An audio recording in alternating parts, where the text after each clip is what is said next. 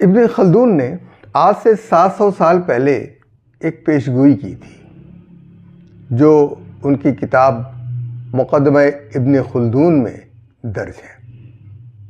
انہوں نے کہا کہ جب ٹیکس بڑھتے ہیں تو ریاست زوال کے قریب تر ہوتی ہے، اور جب ریاست زوال کے قریب ہوتی ہے تو نجومی، بھکاری، منافق اور جھوٹے دعوے کرنے والے بڑھ جاتے ہیں۔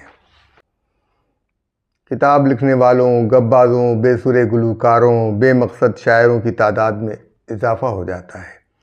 آوارہ لوگ، جھاڑ پھونک کرنے والے، ڈھول بجانے والے اور جعلی علم کے دعوے دار ابھر آتے ہیں۔